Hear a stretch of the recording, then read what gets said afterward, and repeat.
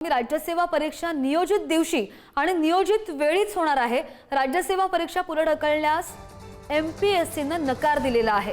परीक्षेचे वेळापत्रक बदलण्यास एमपीएससी कडून नकार आल्याचं पाहायला मिळतंय। राज्यसेवा परीक्षा त्यामुळे नियोजित दिवशी ज्या दिवशी होणार होत्या त्याच दिवशी होणार आहेत। जी वेळ दिलेली होती त्याच वेळेवर होणार आहे। राज्यसेवा परीक्षा पुढे ढकलण्यास एमपीएससीने नकार दिल्याचं पाहायला मिळतंय।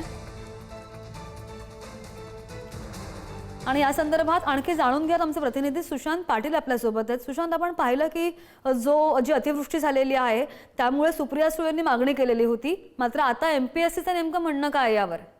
नक्कीच महाराष्ट्र लोकसेवा आयोगाची एमपीएससीची परीक्षा 28 सप्टेंबरला राज्यात 36 जिल्हा केंद्रांवर राज्यसेवा पूर्व परीक्षा होणार आहे। मात्र एमपीएससीने अभ्यासक्रमात बदल झाल्याने पहिल्यांदाच ही परीक्षा होणार। मात्र राज्यभर आलेल्या पूर परिस्थितीमुळे तुर्तास परीक्षा पुढे ढकलावी अशी अनेकांची विद्यार्थ्यांची तसेच अनेक नेत्यांची आणि संघटनांची मागणी होती। सुप्रिया सुळेंनी मागणी केली होती, तसेच जलशक्तीचे संघटनेचे अतुल खेपसे पाटील यांनी मागणी केली होती।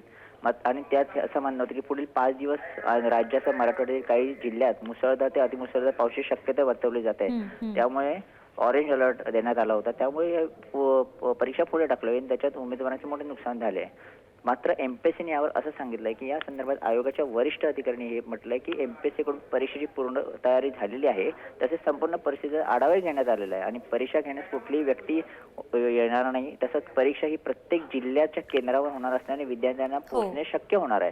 त्यामुळे आता ती परीक्षेचा वेळेत बदल न करता त्याच वेळेस ती परीक्षा घेतली जाणार।